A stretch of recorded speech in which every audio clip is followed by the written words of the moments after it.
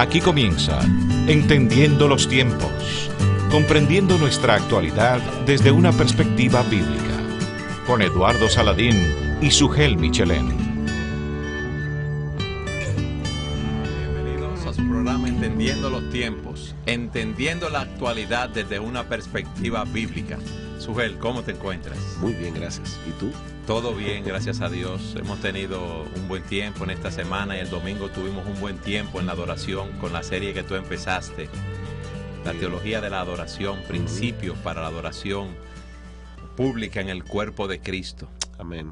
Hoy vamos a tratar, dentro de nuestra serie de valores invertidos, vamos a hablar acerca del aborto, un tema de actualidad, un tema sumamente interesante por lo que se está debatiendo, y queremos darle una serie de informaciones de la Organización Mundial de la Salud, del Centro de Derechos Reproductivos, del Centro de Investigación sobre Dinámica Social y otras instituciones que nos dan una serie de estadísticas, Sugel, asombrosas acerca del aborto. Oye estos números. De los 210 millones de embarazos anuales, 80 millones son no planeados, es decir, 2 de cada 5 embarazos, según la Organización Mundial de la Salud. De esos embarazos no planeados, o sea, de esos 80 millones, 46 millones terminan interrumpiéndose. Wow. 19 millones de estos en países donde la intervención voluntaria del embarazo es ilegal. En América Latina, según esas notas estadísticas de estas instituciones, se practican 3.700.000 abortos que son inseguros. O sea, como está prohibido en muchos países, se hacen en clínicas. Inclusive aquí salió en las noticias, Sugel, en nuestro país, que recientemente una joven de 20 años perdió la vida practicándose un aborto, según lo que decían las noticias, que aparentemente era eso. El riesgo, según estas estadísticas, de muerte a causa de aborto inseguro en los países en desarrollo es de 370 por cada 100,000 casos, según la Organización Mundial de la Salud. Y el número de mujeres que mueren a causa del aborto anualmente es 68,000. 68,000 mujeres que pierden la vida, lo que equivale al 13% de la mortalidad materna. O sea, de todas las madres que mueren dando a luz o en diferentes situaciones, el 13% mueren practicándose un aborto. Y en América Latina, el aborto inseguro es responsable del 17% de las muertes maternas. ¿Qué te parece eso, Sugel? Esas estadísticas. Por eso es que este tema es tan controvertido, porque es que es profundamente emocional. Nosotros no debemos discutir acerca de esto basados únicamente en nuestras emociones, pero es indudable que el tema del aborto es un tema que levanta, tanto de un lado como del otro, levanta fuertes emociones. Es así, pero si seguimos viendo las estadísticas, Sugel, yo me asombré. 2/3, viene siendo un 66% de los abortos practicados al año, corresponden a mujeres de 15 a 30 años. Y en América Latina, más del 50% de los abortos se practican a mujeres de 20 a 29 años y casi el 70% a mujeres menores de 30 años, Sugel. De hecho, aquí está pasando que adolescentes salen embarazadas, van a sus escuelas con su ropa en la mochila. De ahí de la escuela, los padres piensan que están en la escuela, se van a una clínica de esta, abortan y después regresan otra vez como si nada hubiera pasado, habiendo estado como si hubieran estado en la escuela. Así es. Y después dicen que se sienten mal, porque obviamente eso tiene sus secuelas.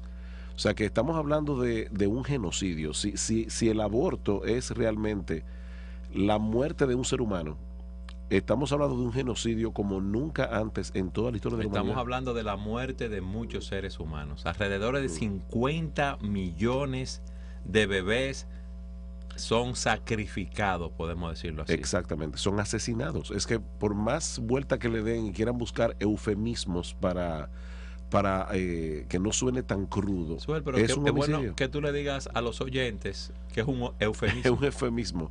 Es cuando yo uso una palabra que suena muy bien para hablar de un hecho, de una verdad, que decirlo con las palabras correctas sonaría muy crudo. Y la Biblia usa eufemismos. Por ejemplo, en una ocasión dice que Saúl entró a una cueva a cubrirse los pies, y era una forma en aquella época de hablar de las necesidades fisiológicas. O sea que la Biblia usa eufemismos.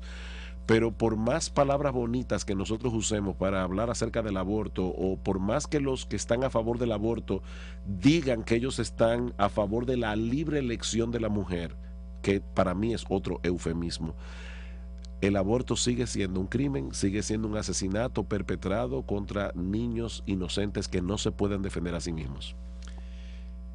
En la pregunta que nos hacemos, que tú predicaste hace un tiempo de eso, Sugel, es: ¿el aborto es un crimen o es un derecho? Bueno, el aborto desde el punto de vista de Dios es un crimen. Lamentablemente en algunos países, como sucedió en Estados Unidos, ahora resulta que ese crimen es un derecho. O sea, una mujer no puede ser penalizada si bajo ciertas circunstancias decide abortar a su criatura. Lo primero que yo quiero que veamos hoy, Sugel, es qué dice Dios en su palabra infalible acerca de la naturaleza humana del embrión que se gesta en el vientre de una mujer embarazada. Bueno, porque tú te acuerdas que había este caso de Roe y Wade, donde se aceptó el divorcio. Es bueno que tú expliques el aborto. Es bueno que tú expliques ese caso, Sugel. Bueno, esto fue un caso que ocurrió en los Estados Unidos en el año de 1970. A principios de los 70. A principios de los 70. Una joven de 21 años que se llama, porque todavía está viva, Norma McCorvey. Ella dijo haber sido violada por una pandilla y que había quedado embarazada. Dos recién graduadas de la Facultad de Derecho, Sarah Weddington y Linda Coffin, ellas decidieron tomar el caso y lo llevaron a la Suprema Corte de Justicia, porque en aquella época el aborto estaba prohibido, estaba penalizado por la ley. El asunto es que cuando el caso llega a la Suprema Corte de Justicia, el 22 de enero de 1973, la Corte falló a favor de Norma McCorvey y de la libre elección de la mujer para abortar o seguir con su embarazo. Ahora, es interesante el argumento que usó la Suprema Corte de Justicia para llegar a ese fallo. Ellos dijeron lo siguiente, dice: la Suprema Corte admitió que si podía establecerse el hecho de que el no nacido era una persona humana, dice, ya no había nada más que hablar, porque la vida, el derecho a la vida, está por encima de cualquier otro derecho, aún el derecho de la madre a escoger. Pero si se establecía que hay una diferencia, y fue lo que ellos hicieron, entre ser humano y ser persona, entonces la situación era diferente. La Suprema Corte de Justicia falló que el feto es de naturaleza humana, pero no era una persona humana. Es de naturaleza humana, porque obviamente no es naturaleza animal ni vegetal, pero no es una persona humana. Hasta ese momento, 4 estados solamente de los Estados Unidos permitían el aborto. A partir del caso de Roe versus Wade, el aborto quedó legalizado en 50 estados de los Estados Unidos. En los 50 estados. Otro dato interesante es que años más tarde, la Norma McCorvey, la que fue conocida como Jane Roe, ella se retractó de lo que ella había dicho, y de hecho ella aclaró que ella había mentido, que ella no había sido violada por una pandilla, era una mentira. Ella dijo lo siguiente en una declaración el 23 de marzo de 1997. Ella dijo: yo soy Norma McCorvey, fui conocida como Jane Roe el 22 de enero de 1973, cuando la Corte Suprema de los Estados Unidos declaró que la mujer tiene el derecho de abortar. Humildemente pido perdón a los millones de mujeres y niños no nacidos que han experimentado la violencia del aborto. En el 2003, ella trató de reabrir su caso para revertir la sentencia, pero le fue denegado.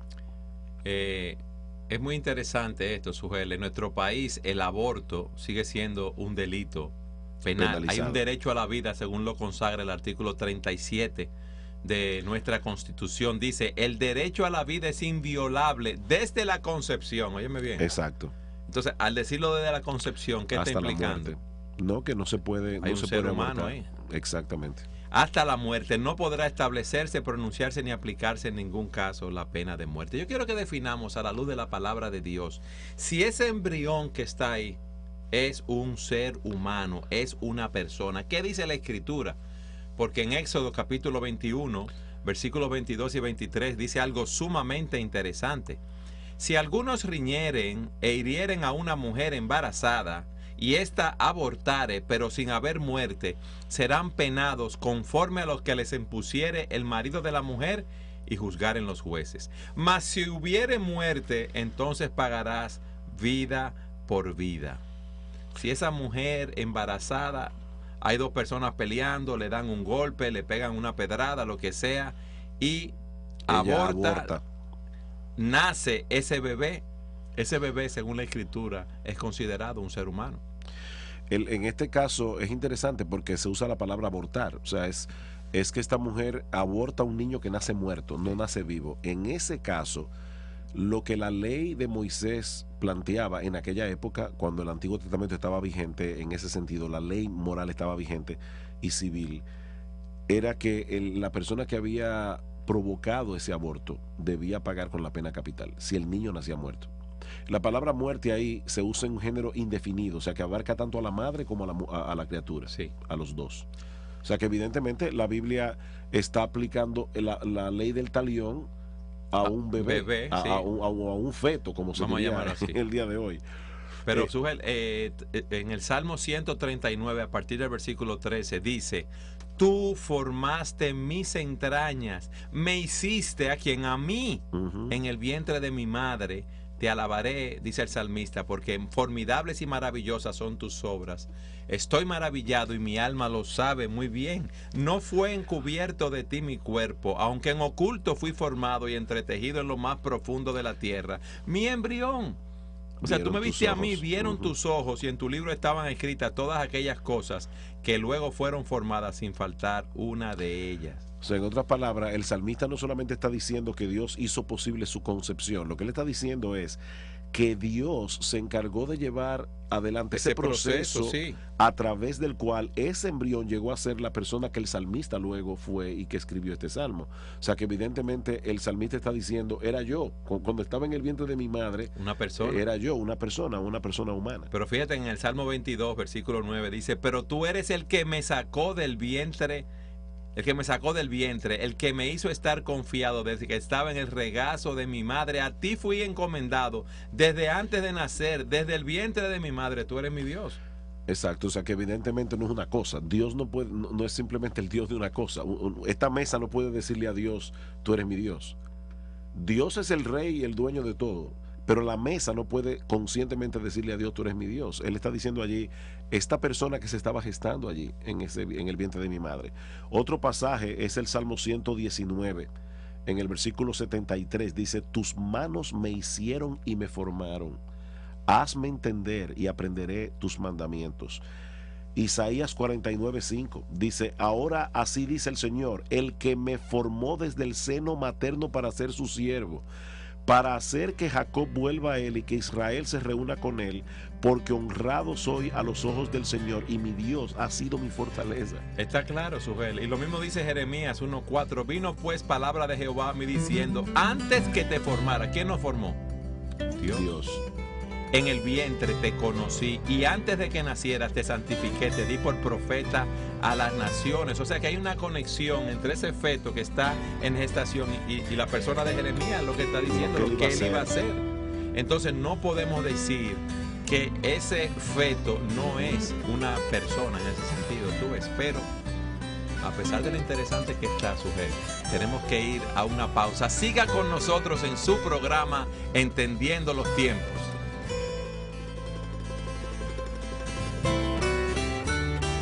Gracias por estar con nosotros en su programa Entendiendo los Tiempos. Hoy estamos viendo el tema valores invertidos dentro de esta serie, el aborto.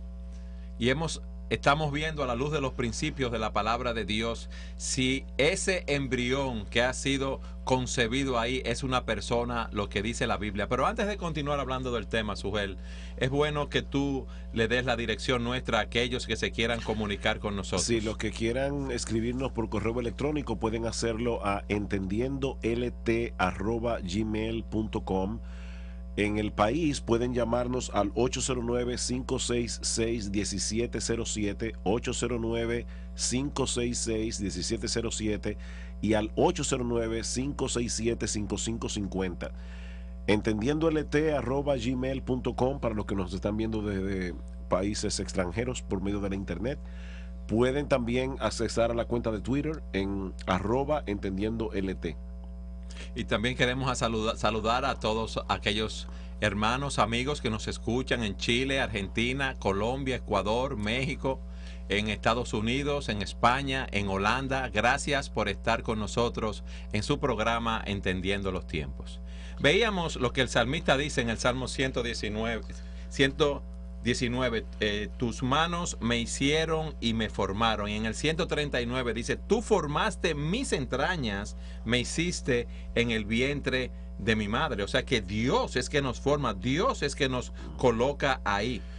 Y esto es importante, Eduardo, porque tan pronto tú quitas la palabra de Dios de en medio, que fue uno de los primeros programas que nosotros hicimos de Entendiendo los Tiempos, hablábamos de la importancia de ver la palabra de Dios como palabra de Dios, porque si yo quito la Biblia de en medio, ¿cómo yo puedo definir en qué momento un feto se convierte en persona?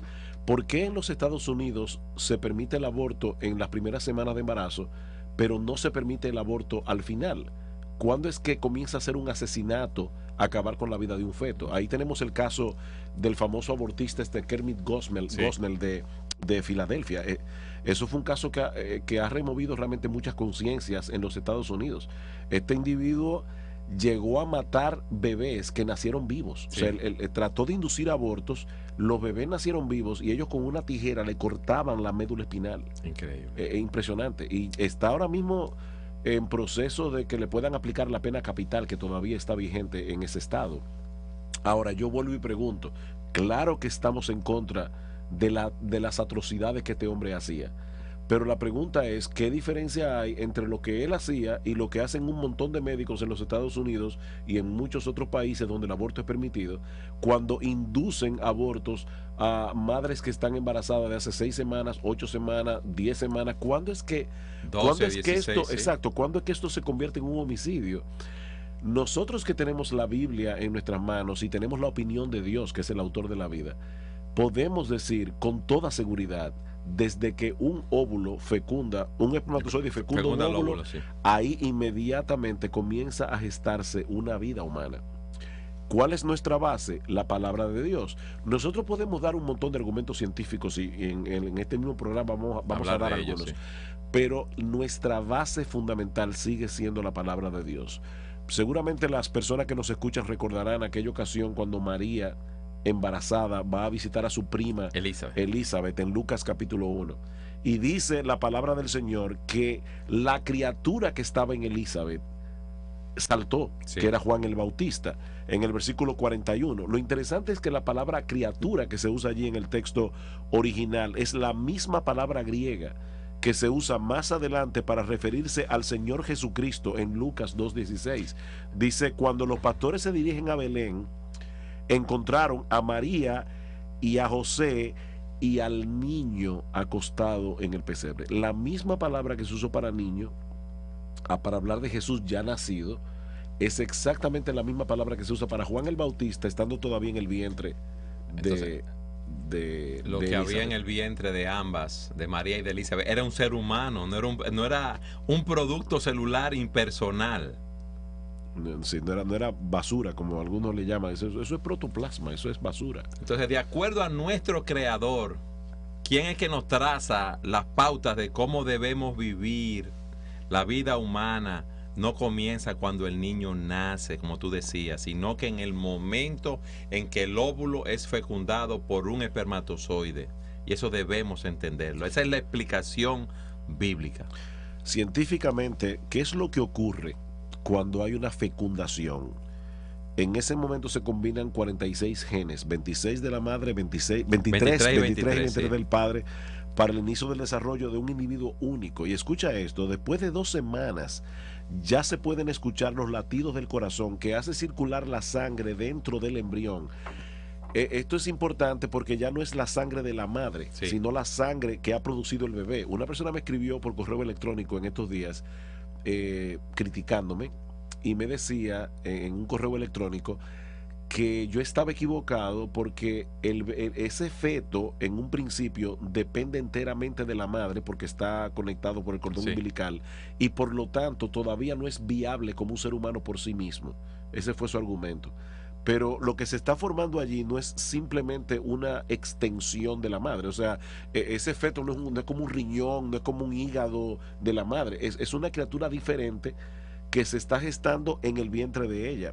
A las 2 semanas ya se puede escuchar los latidos del corazón y ya circula de la sangre, como decía hace un momento, y no la sangre de la madre, sino la sangre del bebé. Después de 6 semanas, el embrión tiene menos de 1 pulgada de largo, pero ya tiene un desarrollo considerable, al punto que ya tiene formado todos los dedos de la mano.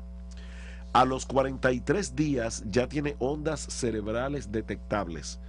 A las 6 semanas y media, el embrión se está moviendo, aunque probablemente la madre todavía no lo perciba.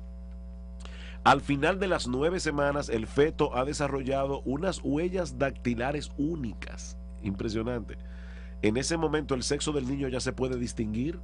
Los riñones ya se han formado y están funcionando, lo mismo que la vesícula biliar al final de la 10ª semana. Todos los órganos del cuerpo están funcionando a finales de la semana número 12 y el niño ya puede llorar. O sea, en los primeros 3 meses, eso es antes de los 3 meses de embarazo. Sin embargo, luego del caso de Roe versus Wade en los Estados Unidos, ya se le permite a la madre decidir si ponerle fin a su embarazo en ese primer trimestre, aunque la vida de la madre no corra peligro. Por eso decimos que si hay 50 millones de abortos al año, es una matanza, Sujel, lo que tú decías. Oye lo que dice Bernard Nathanson, es un famoso ginecobstetra que era propietario de una de las clínicas de abortos más grandes del hemisferio occidental en sus días y fundador de la Liga Nacional por el Derecho al Aborto.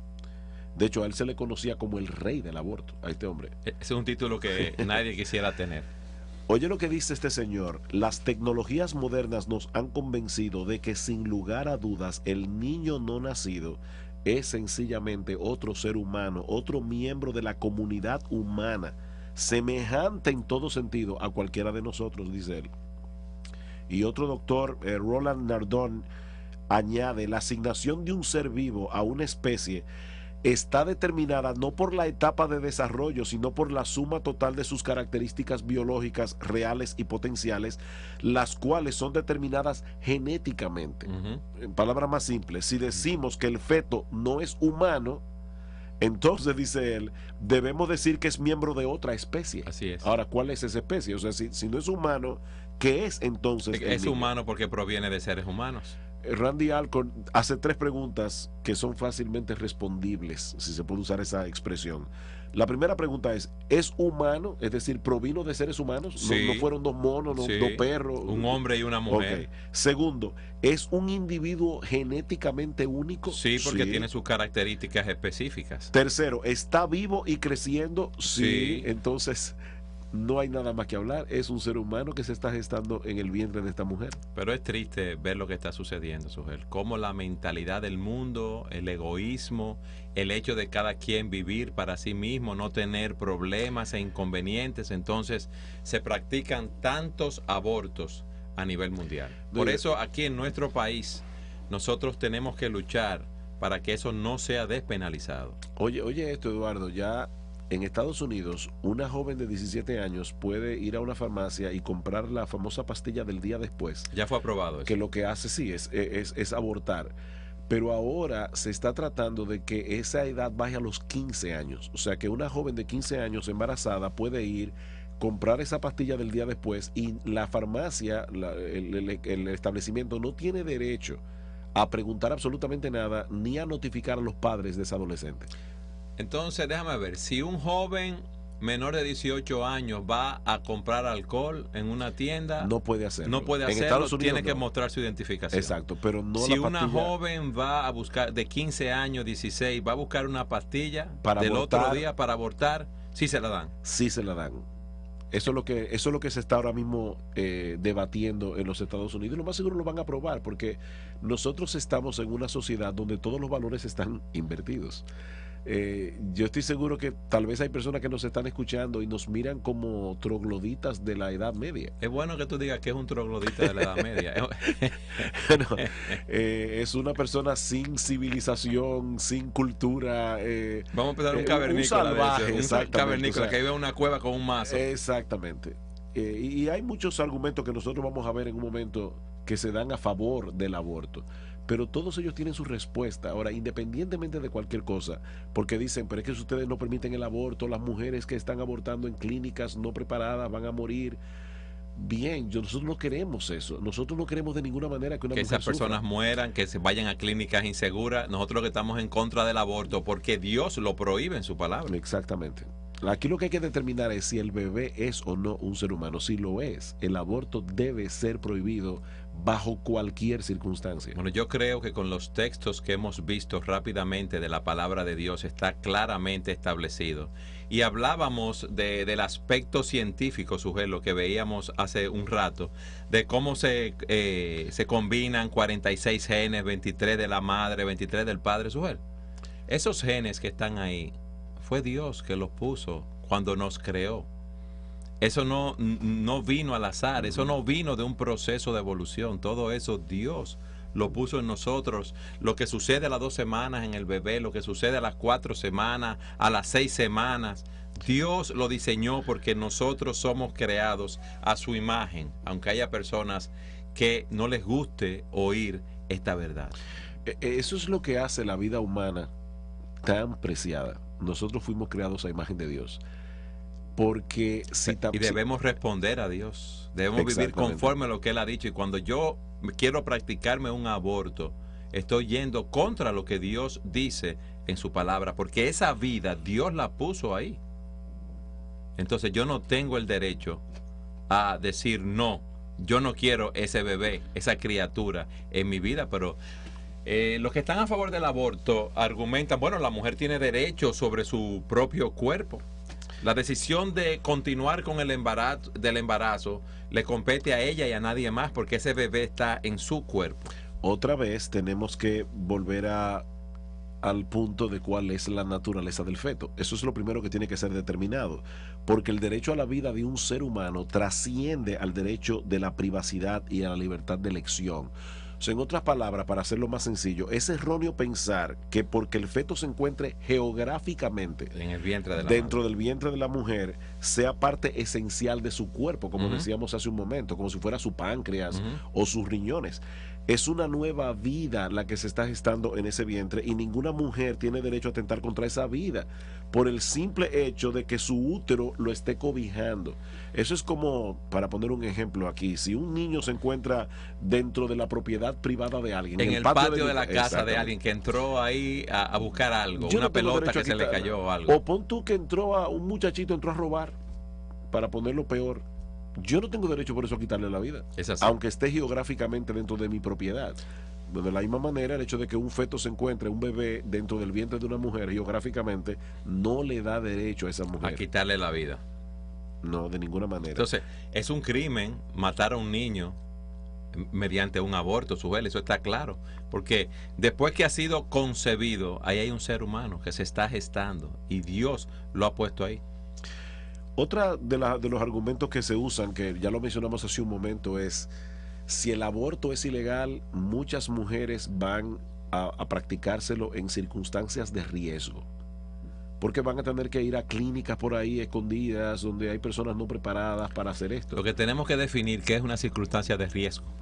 Bueno, puede practicarse el aborto en una clínica que no esté bien esterilizada, con instrumentos no esterilizados, por doctores que tal vez no están bien equipados profesionalmente para practicar el aborto, y eso puede poner en riesgo la vida de la madre. O sea, en otras palabras, estas mujeres, dicen los defensores del aborto, tendrán que abortar a escondidas y muy probablemente se van a poner en manos de carniceros sin escrúpulos. Esa es la idea. Y cuando se vende de esa forma, uno dice, wow, qué pena que estas mujeres aborten de esa manera. Hay dos cosas que nosotros debemos tomar en cuenta al respecto.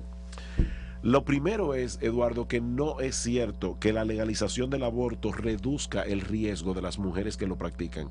El aborto siempre es arriesgado físicamente y es arriesgado emocionalmente.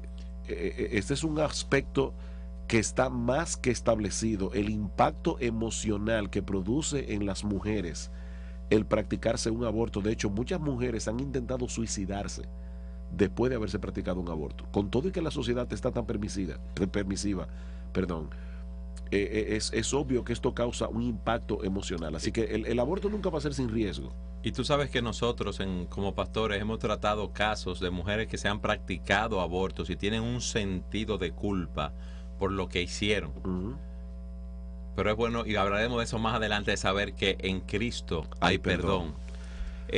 Otros dicen que el aborto es preferible cuando el niño es no deseado. Sí, o sea que porque el niño no es deseado, vamos a matarlo para que no nazca en un hogar no deseado. Sí, o sea, vamos a matar a la criatura para que el pobre no sufra después el vivir en un hogar que no es, donde él no es querido. Y no es mejor entonces dar ese niño en adopción. Es así. Parirlo y darlo en adopción. Ahora, volviendo otra vez al argumento anterior, sí. Yo no quiero dejar eso en el aire. No es simplemente el hecho de que el aborto siempre es arriesgado para la vida de la madre. Aún suponiendo que esta madre no sufra ningún riesgo, ni emocional ni físico, el aborto siempre es criminal para el bebé. O sea, aún no cause ningún impacto en la vida de la mujer, el problema sigue siendo el mismo, el problema ético y legal, y es la vida del bebé. Están asesinando a un bebé. Un ser humano. R.C. Sproul, y esto suena duro, pero es real. Sproul dice, proteger a un criminal mientras está cometiendo un crimen no es la responsabilidad del gobierno. No. O sea, nosotros no tenemos que buscar la manera de hacer que ese crimen sea lo menos arriesgado posible. No, es un crimen y tenemos que denunciarlo como tal. Volviendo al tema del niño no deseado, se puede trabajar con la madre para que cambie de actitud. Así es. Se puede dar ese niño en adopción. Hay varias cosas que se pueden hacer. Lo que no debemos hacer es matar a la criatura. Sueli, en esos casos de violación, que dicen, bueno, salió embarazada, aunque son casos muy remotos en porcentaje de personas que han sido violadas y quedan embarazadas. Mira, es muy difícil que una mujer quede embarazada como producto de una violación, es lo primero. Sí. Estudios realizados en Estados Unidos, donde las estadísticas definitivamente son más confiables que en países como los nuestros. Esos estudios revelan que solo un 1%, escuchen bien amigos que nos están escuchando y nos están viendo por la internet, solo un 1% de todos los abortos realizados se deben a violación. Un 1%. Aparte de que en algunos casos el embarazo puede prevenirse por medio de un tratamiento médico que impida que el óvulo pueda ser fertilizado antes de ser fertilizado. Por otra parte, si aplicamos el aborto en casos de violación, estamos condenando estamos al niño, aplicándole la pena capital al bebé. Al que no tiene ninguna culpa de lo que sucedió. ¿Por qué no aplicarle la pena capital al violador? Es así. No al bebé que no tiene ninguna culpa de esa situación. Pero vamos a seguir hablando acerca del aborto en su programa Entendiendo los Tiempos, entendiendo la actualidad desde una perspectiva bíblica. Hablaremos de esto después de este receso. Hemos visto la perspectiva bíblica. Desde el momento de la concepción, lo que hay ahí es un ser humano a la luz de lo que Dios dice en su palabra. Hemos visto el punto de vista científico y ahora estamos respondiendo algunas preguntas. Sujel, hay personas que dicen, bueno, el aborto puede ser válido cuando la vida de la madre corre peligro. Ese es un argumento, probablemente es uno de los argumentos más fuertes que tienen los pro abortos. Yo no quisiera quitar de la mente de las personas que nos escuchan que no es pro elección, no es pro choice, es pro aborto, es pro asesinato, pro crimen. Definitivamente esta pregunta nos pone en un dilema aparente. Y voy a explicar por qué digo aparente. ¿Cuál de las dos vidas es más valiosa? ¿La de la madre o la del niño? Ok, hay varias cosas que yo quiero decir al respecto. La primera es que los casos en los que hay que escoger entre la vida de la madre y la vida del bebé son sumamente escasos. Menos de 1% de los abortos se practican por esa razón. Otra vez con estadísticas. Escucha lo que dice el reconocido cirujano pediatra Everett Kopp, que era una autoridad en los Estados Unidos. Él dice que nunca supo, en 30 años de ejercicio de su profesión, nunca supo de una sola situación en la que tuviera que quitársele la vida a un niño antes de terminar el embarazo para salvar la vida de la madre. Okay. Nunca. El uso de ese argumento para justificar el aborto, según el doctor Kopp, o Kopp, como podría pronunciarse en inglés, es en realidad una cortina de humo, dice él, literalmente. Por otra parte, con el avance actual de la medicina, casi siempre es factible salvar la vida de ambos. El doctor Alan Guttmacher, de Paternidad Planeada, que es una institución que está completamente a favor del aborto, él tuvo que admitir, y cito, que hoy día es posible casi para cada paciente atravesar todo el embarazo y terminarlo viva, a menos que sufra de una enfermedad fatal como cáncer o leucemia, y si es así, no es probable que el aborto prolongue la vida de la madre, y mucho menos, dice él, la salve. Ahora bien, el tercer argumento que quiero dar es el siguiente. Para tratar con esa situación difícil, yo recuerdo cuando se estaba tratando de eliminar el artículo 37, sí, o modificar el artículo 37. En la Constitución nuestra. Exacto. Uno de los argumentos era, se debe cambiar, se debe modificar este artículo en casos donde la vida de la madre corre peligro. Y yo recuerdo que fuimos al Congreso, yo recuerdo la vista pública, y hablamos en el Congreso cuando se nos dio la oportunidad de hablar, y una de las cosas que decíamos era que para tratar con esa situación no hay que reformar el artículo 37, por la sencilla razón de que aún en la República Dominicana, donde el aborto no es permitido, en la República Dominicana no se penaliza al médico que, intentando salvar la vida de la madre sin intención,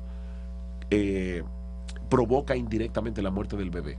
No se penaliza, o sea que no hay que cambiar, no hay que modificar el artículo. Pero alguien podría decir, sí, pero es muy riesgoso esperar un tiempo avanzado en la gestación, en la preñez de esa mujer, para entonces ver lo que sucede. No, porque... pero oye lo que estoy diciendo es precisamente eso, que se puede, el médico, que todavía la mujer embarazada, el bebé no ha nacido, para salvar la vida de la madre, aplica un procedimiento que indirectamente cause la muerte del bebé. Ok, bueno, aclararlo. La ley no penaliza a ese médico, porque la intención de él no era matar al bebé. La intención de él era salvar la vida de la madre. Ahora, ¿quién define? Así que eso es un dilema aparente. Sí, pero hay un punto aquí, Sugel. ¿Quién define el grado de riesgo de la madre para decir, es el médico? Entonces, si es un médico pro aborto, puede decir, bueno, hay riesgo con la madre, vamos a practicar el aborto, vamos a causarlo. Entonces seguimos en manos del criterio de un hombre, de lo que él diga, lo que el médico decida. Y de hecho nosotros sabemos de casos, muchos casos, donde se decía que la vida de la madre corre peligro, y al final de cuentas las madres terminaron su embarazo sin ningún problema, el bebé nació perfectamente bien y la madre está perfectamente bien. Es así.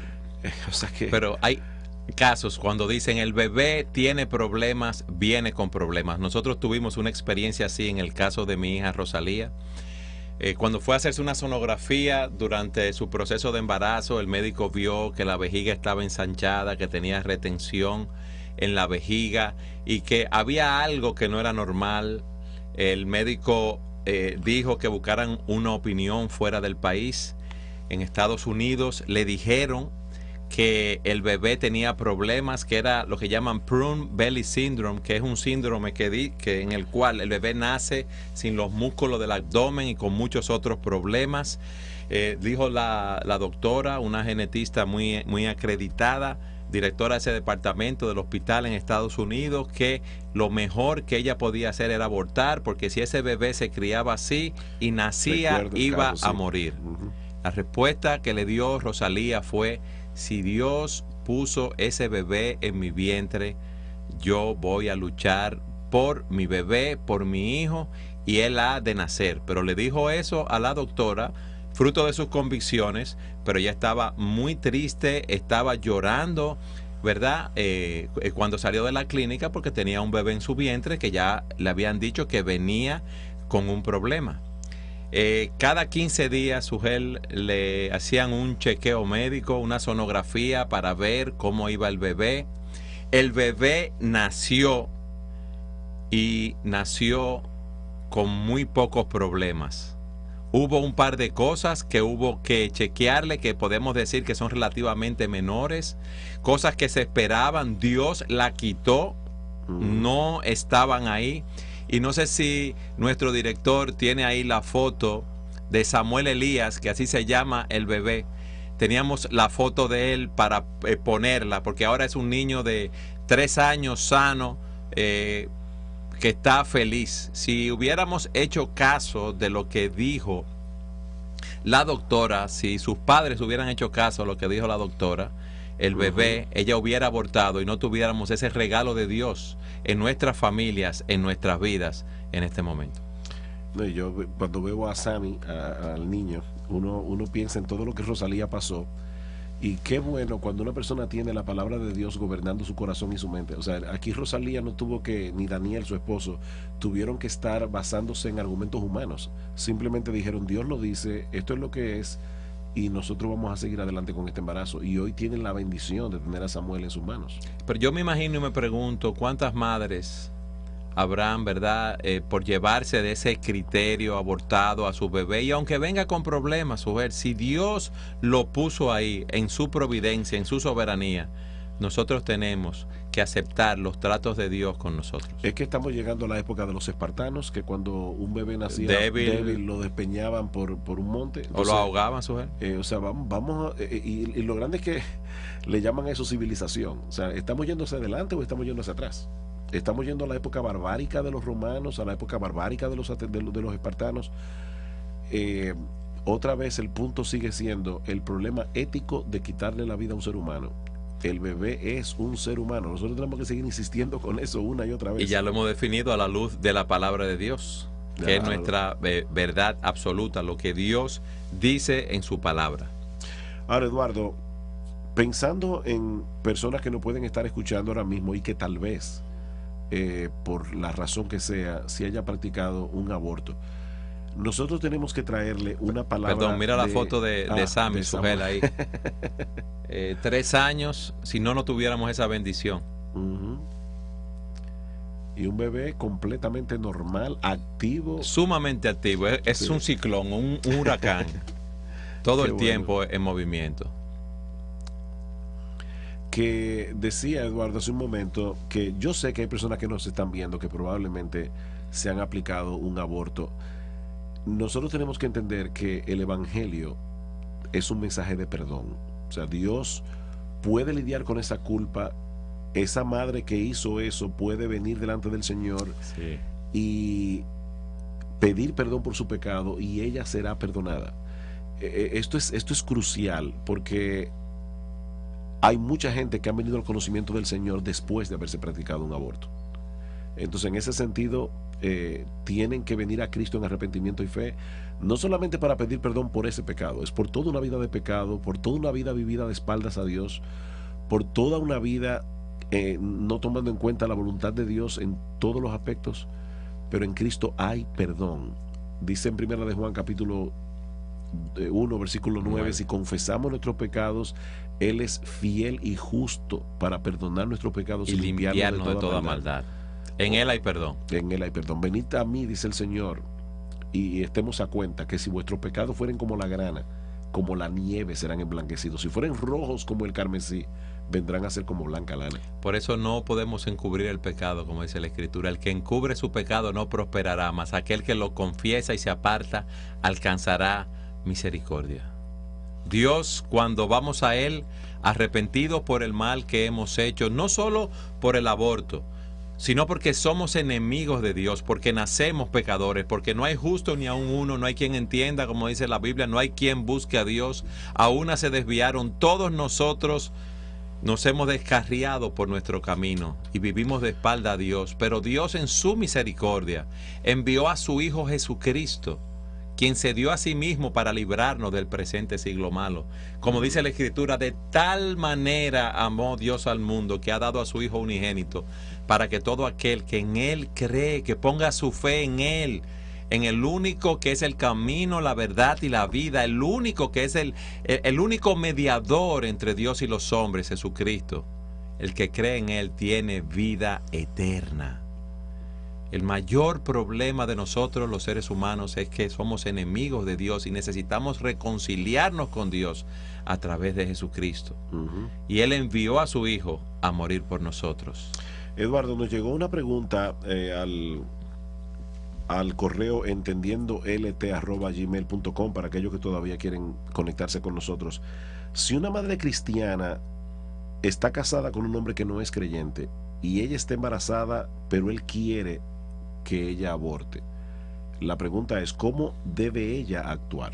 Bueno, a la luz de los principios de la palabra de Dios y de lo que hemos visto ahí, ese bebé que está ahí fue puesto allí por Dios, es un ser humano, es una criatura de Dios.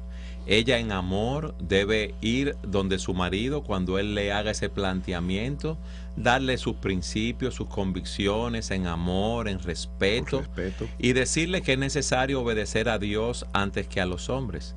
Yo también le preguntaría a ese esposo cuáles son sus motivaciones para pedirle a su esposa que se haga un aborto.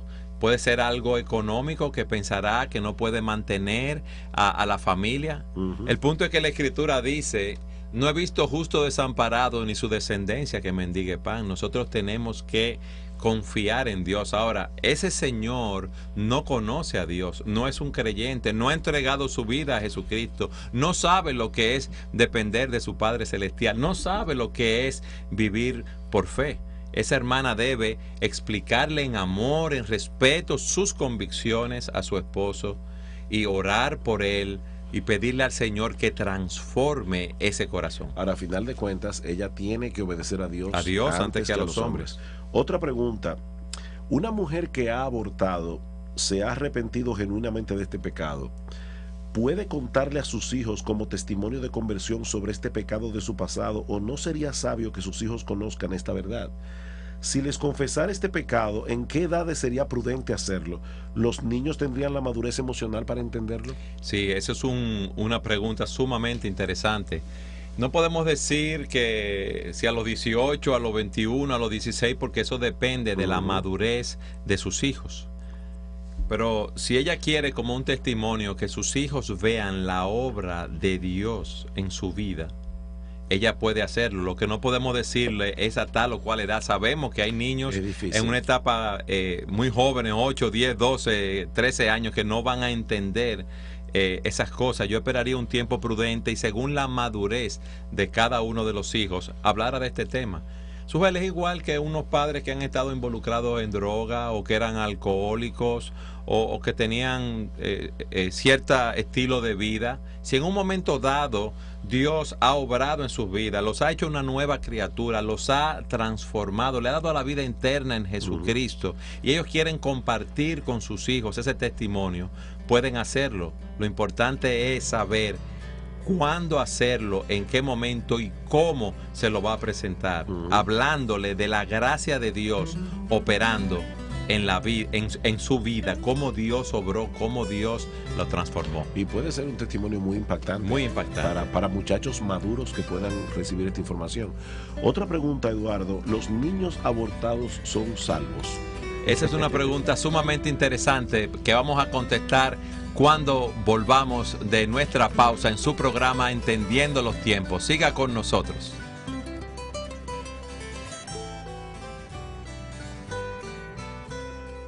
Gracias por estar con nosotros, aquellos que nos están sintonizando en este momento en su programa Entendiendo los Tiempos. Hoy estamos viendo dentro de la serie de valores invertidos, estamos hablando del aborto. Hemos visto la perspectiva bíblica de lo que Dios dice, de que desde el momento que una persona es concebida en el vientre de su madre, allí hay un ser humano.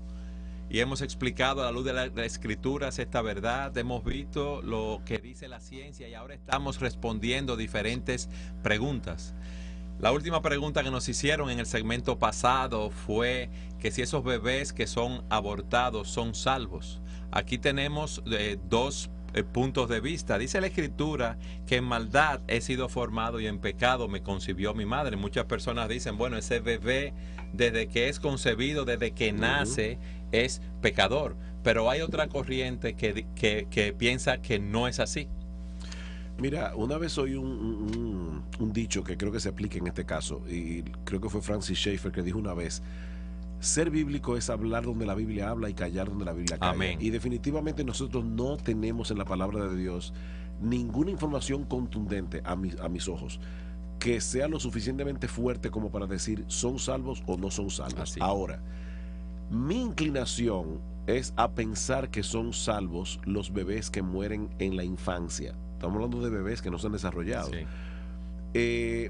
Me llama mucho la atención este pasaje en Deuteronomio capítulo 1, cuando Dios está diciendo al pueblo de Israel que ellos no iban a entrar a la tierra prometida por causa de haber dudado cuando se enviaron los 2 espías, Sí. y solamente Josué y Caleb dijeron: Dios está con nosotros, vamos a entrar a la tierra prometida. Deuteronomio 1, ¿qué es, Sujel? Deuteronomio 1:38 dice: Josué, hijo de Nun, el cual te sirve, él entrará allá, anímale, porque él hará a heredar a Israel. Y vuestros niños, de los cuales dijisteis que servirían de botín, y vuestros hijos que no saben hoy lo bueno ni lo malo, ellos entrarán allá, y a ellos la daré, y ellos la heredarán. O sea, el argumento de Dios aquí es: esos bebés que todavía no saben distinguir entre lo bueno y lo malo, ellos van a entrar a la tierra prometida, porque el pecado de sus padres no se le cuenta a ellos. Ellos no pecaron personalmente con el mismo pecado que sus padres, de dudar de la palabra de Dios. Yo pienso de verdad que puede ser, yo no estoy afirmando dogmáticamente que son salvos, y quiero aclarar eso. Yo estoy diciendo que mi inclinación es a pensar que tal vez lo son. Yo creo que de alguna manera Dios puede haber hecho que la muerte de Cristo en la cruz del Calvario cubriera esos casos, porque estamos hablando de bebés que todavía no han tomado ninguna decisión personal. O sea, nacen con naturaleza pecaminosa, pero esa naturaleza pecaminosa no se ha desarrollado todavía, ni los ha llevado a cometer pecados reales. Pero la verdad es que no lo sabemos. Al final de cuentas, perdón, Eduardo, al final de cuentas, sea una cosa o la otra, Dios es bueno, Dios es sabio, Dios es justo. Su trato con nosotros son santos, justos y buenos. Cualquiera que sea la decisión que Él tome con respecto a esos bebés abortados.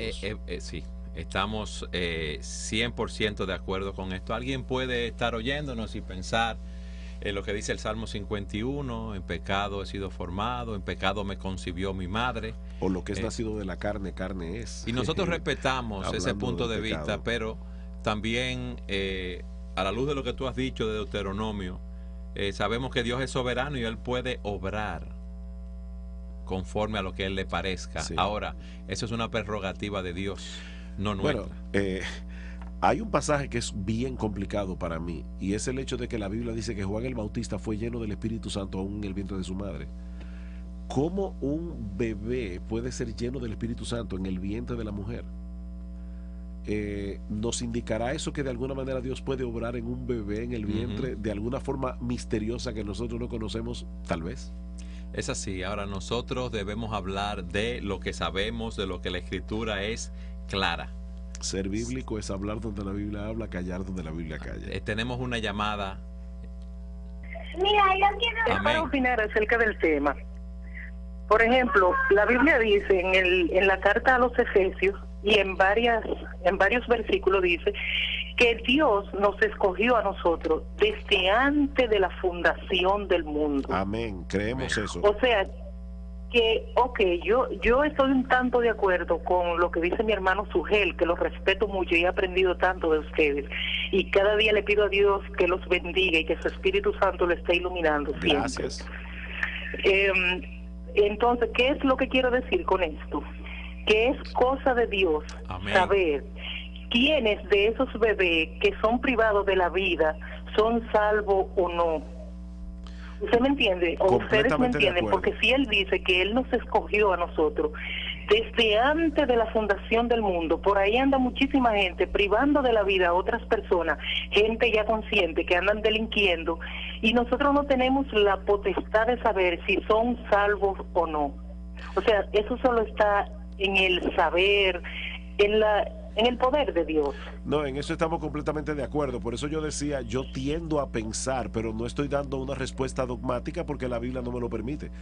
Sí, y puede eso, ser eso también, sí, como por usted eso le dice, digo que estoy tanto de acuerdo con usted, porque hay muchas personas que dicen por ahí, no, ellos no tenían pecado y esto y aquello, ellos van a la presencia de Dios. Eso, imagínese, es un pecado. no, solamente Dios sabe. Solamente Dios lo sabe, definitivamente. Y como dice Eduardo en el texto que leyó, los bebés nacen con una naturaleza pecaminosa y son condenados en Adán.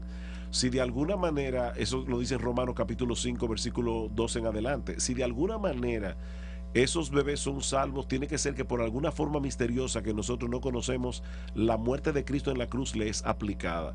Otra respuesta pudiera ser los niños elegidos. De hecho, hay una famosa confesión de fe, que es la confesión de fe de Westminster, donde se declara de esa manera, los niños que fueron escogidos desde antes de la fundación del mundo, pero no sabemos quién fue escogido y quién no. Y los caminos nuestros no son los caminos del Señor, nuestros pensamientos no son los pensamientos del Señor. Él es Dios, Él está en los cielos, y lo que Él haga es bueno para nosotros, es Amén. Lo mejor. Sus caminos son insondables, su sabiduría nosotros no la podemos entender. Su amor se manifestó de una forma clara al entregar su Hijo, y lo que Él haga con nosotros está bien. Y no olvidar otra vez que si alguien nos está escuchando, porque ya el tiempo se nos fue, Eduardo, pero si alguien nos está escuchando y se ha practicado un aborto, que recuerde que en Jesucristo hay perdón. El aborto es un crimen, pero la sangre de Cristo nos limpia de todo pecado. Sí, Tiene que venir a Cristo en arrepentimiento y fe. Me parece que tenemos otra llamada. No, ya se... Ok. Sí, ya estamos llegando. Gracias por estar con nosotros en su programa Entendiendo los Tiempos, en esta serie Valores Invertidos. Hemos hablado hoy del aborto. Lo que tú has dicho, Sugel, es lo más importante. No importa lo que hayamos hecho, en Cristo hay perdón. Lleva a Jehová tu pecado arrepentido de él, confiando en Jesucristo para salvación, y tendrás la vida eterna. Pero antes de despedirnos, Eduardo, queremos recordar a los amigos que nos están viendo y escuchando que la semana que viene tienen una cita con nosotros aquí a esta misma hora, y que vamos a estar tratando el tema del matrimonio homosexual, que es otro de esos valores invertidos con los que estamos luchando en el día de hoy. Así que esperamos que estén con nosotros la semana que viene. Entendiendo los tiempos, entendiendo la actualidad desde una perspectiva bíblica. Hasta la próxima. El Señor los bendiga.